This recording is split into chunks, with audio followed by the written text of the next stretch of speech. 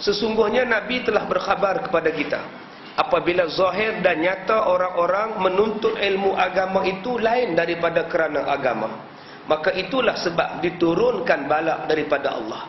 Mengaji bukan sebagai kewajipan. Mengaji ni sebab cari duit. Mengaji ni sebab nak cari glamour. Mengaji ni sebab nak cari pendapatan. Maka adakah pada zaman ini telah berkembang perkara ini, yakni adakah tiada seorang menuntut ilmu agama melainkan telah berpaling amalannya. Mengaji agama daripada segi pengamalan agama sudah jauh. Macam orang tak mengaji. Pemahaman agama yang pada dia macam dia tu tak pernah mengaji agama. Dan katanya perkataannya itu menuntut supaya ia mendapat nama alim. Yang dia mengaji bukan kerana agama, yang dia mengaji bukan kerana Allah, yang dia mengaji supaya orang nak panggil dia tu adalah orang alim. Maka ia pun bersungguh-sungguh mendapatkan nama itu, hingga setengahnya mendapat nama alim dengan sebab dapat tandanya, iaitu dapat syahadah. Syahadah di sini maknanya sijil. Bila dah dapat sijil, dapat syahadah, dapat pengakuan, konon-kononnya dia sudah pun alim.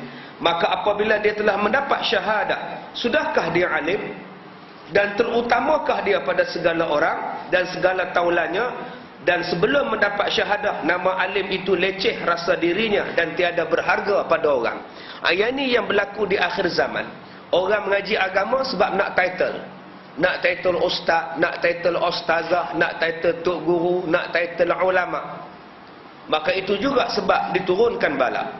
Banyaklah penuntut ilmu yang terjadi sekarang ini yang demikian, hingga menjadikan berduka cita penuntut-penuntut itu apabila gagal di dalam ujian dan imtihannya. Sehinggalah bila tak lulus periksa, sedih. Bila tak lulus periksa, rasa tak boleh, dah kelam hidup di dunia ni, dah gelap. Dan banyak juga penuntut yang telah mendapat syahadah, tetapi jaga-jaga diri mau dengan nama syahadah yang tiada sepadan dengan ilmu. Apakah ilmu agama itu yang dituntutnya tidak diamalkannya sebagai kemahuannya, janganlah jadi alat pencarian pula.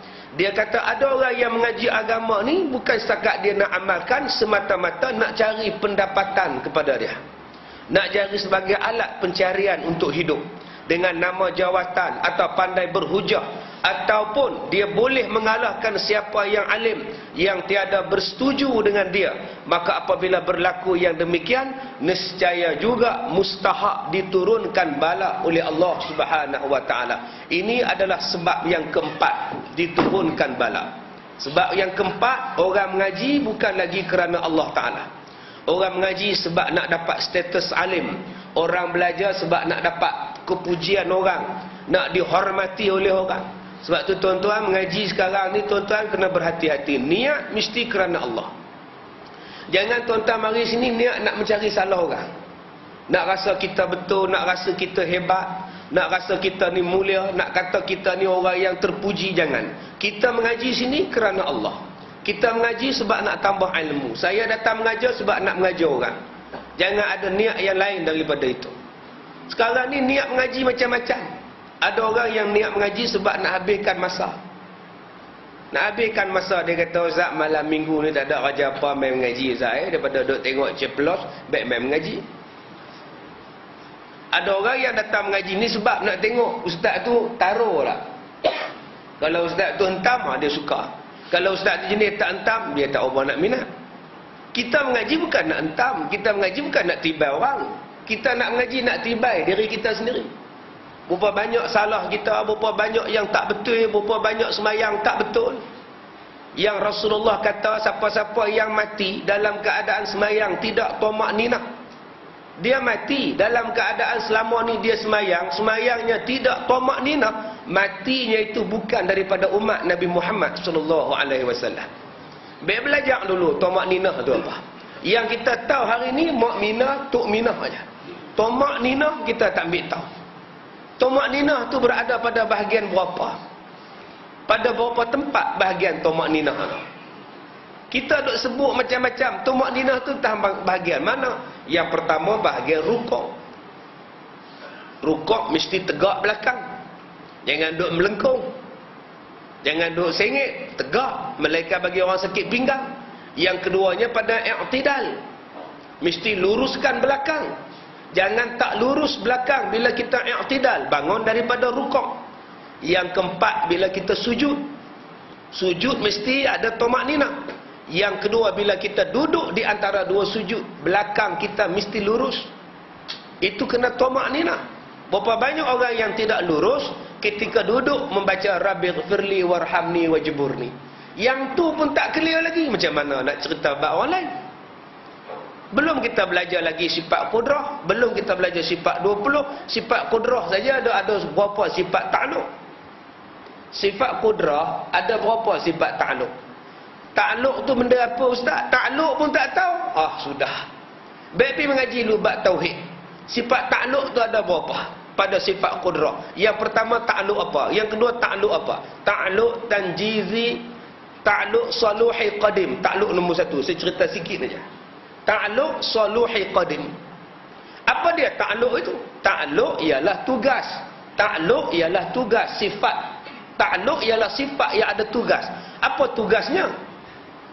Ta'alluq saluhi qadim ialah ta'alluq yang patut padan yang Allah ciptakan pada yang mungkin. Dah.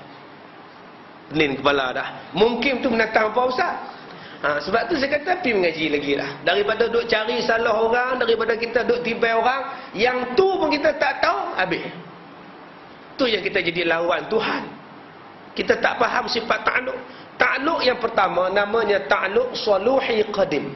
Apa dia ta'alluq saluhi qadim? Satu sifat Allah yang Allah ciptakan adalah sesuatu itu patut padan dengan apa yang mungkin.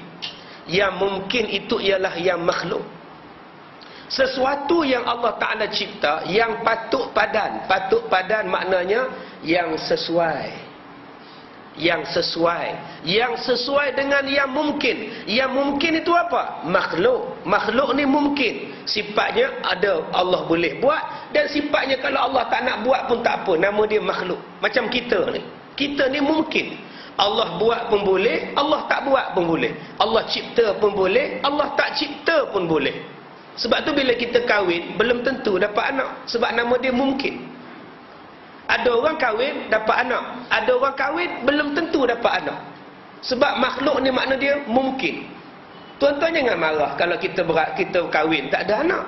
Jangan marah pada menantu bila dia berkahwin tak ada anak. Sebab Allah bagi, boleh Allah bagi. Allah tak bagi pun boleh. Nama dia mungkin. Allah kata, sifat ta'alluq ni apa? Sifat ta'alluq ialah sesuatu yang Allah Ta'ala ciptakan pada makhluk, dia patut padan. Patut padan dalam bahasa tuan-tuan, sesuai. Sesuatu yang Allah Ta'ala ciptakan sesuai dengan kita. Itu nama dia ta'alluq saluhi qadim. Sesuatu yang Allah ciptakan adalah sesuai dengan kita. Bila kita faham macam itu, mesti kita redha bila apa-apa berlaku pada kita. Ustaz, anak saya 3 tahun mati ustaz. Aksiden kereta mati. Sesuai Allah bagi pada kamu 3 tahun anak. Pandang baik pada Allah. Allah ambil dia 3 tahun tu mesti ada sebab. Itu nama dia saluhi qadim. Ustaz, rumah tangga saya dah hancur ustaz. 20 tahun ustaz, kahwin cerai ustaz. 20 tahun tu patut padan Allah bagi kat hang. Sesuai tu, jangan bantah. Kalau manusia faham ta'alluq saluhi qadim, sesuatu benda dia tak akan marah. Anak dia bagi pecah pinggan di rumah, dia tak marah. Sebab pinggan tu Allah Ta'ala bagi pada dia 2 bulan je lepas beli kat Langkawi. Kemudian pecah. Jangan marah pada anak dia. Kamu itulah pegang tak betul, bawa tak pandai, pegang kuat-kuat pun tak boleh. Pinggan sebutir pun tak boleh bawa. Jangan marah. Ta'alluq saluhi qadim kata 2 bulan Tuhan bagi pinjam. Cukup sesuai pada kita. Tapi masalah kita tak mau faham ta'alluq saluhi qadim. Sebab tu kita duk marah aja. Marah bila mari semayang di masjid kasut hilang. Kalau tak datang pun tak hilang kasut saya ustaz. Silap datang. Nak buat macam mana Tuhan bagi pinjam 5 bulan je. 5 bulan hilang di bawah. Hilang di bawah tu dipanggil apa? Haji Syah, kalau kasut tu hilang di bawah, nama dia ta'alluq apa? Nyesek duduk depan. Abang Luqman kita duduk depan. Ta'alluq bila hilang itu nama dia ta'alluq tanjizi hadis. sesuatu yang berlaku hari ini, sesuatu yang berlaku pada apa yang Allah Ta'ala dah tentukan, nama dia apa? Tanjizi hadis. Ta'luq tanjizi hadis. Tuan-tuan, Allah bagi kita kahwin 30 tahun. 30 tahun kita duduk suami isteri. Ta'luq tu nama apa?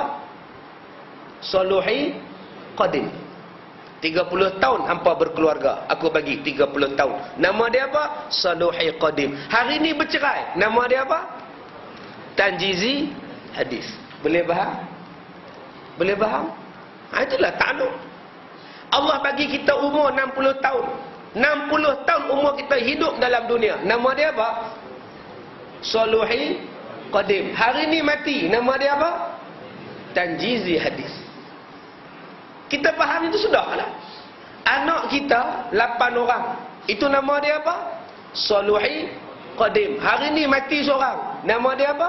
Tanjizi hadis. Anak kita seorang aja. Nama dia apa? Suluhi qadim. Kenapa tak lebih, ustaz? Sebab Allah bagi hang seorang. Cukup pada kamu seorang.